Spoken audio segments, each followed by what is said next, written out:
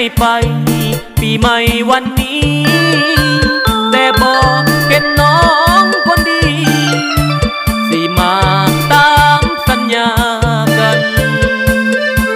บอกอายมาทาการดา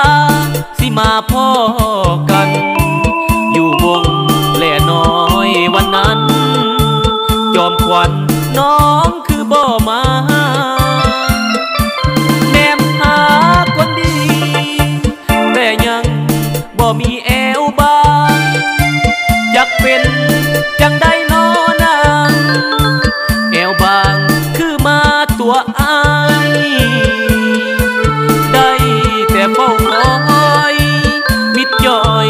สั่งเป็นตาในอายซ้ำใจลายเหตุใดน้องจึงบ่มาปีใหม่ปีนี้คนดีไปลีอยู่ใสคือบ่เห็นน้องสามวัยเหตุให้อายนี่คอยเกินอายนั่งคอยท่าเกือบพอดเที่ยงคืนแล้วเด้อแต่ยังบ่เจอหอดหน้าของน้องคนดีวงดนตรีแล่น้อยต้องขออำลาถ้าน้องบ่มาอายนี่นาจนน้ำตาไหลถ้าน้องคนดีก็มีแต่ความเสียใจ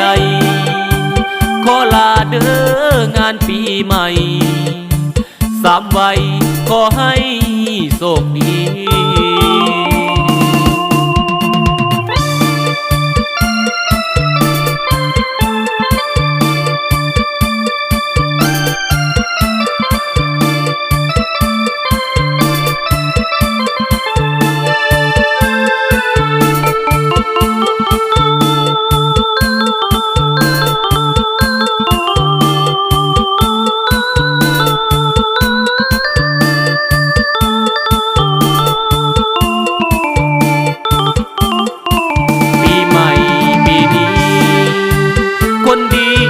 ไปลีอยู่ใส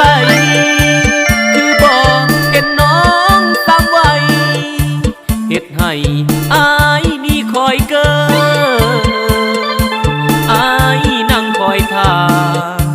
เกือบพอดเที่ยงคืนแล้วเด้อ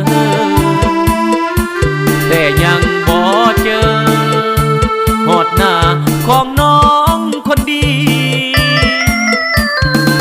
วงดนตรีแล่น้อยต้องขออำลาถ้าน้องบ่มาอายนี่นา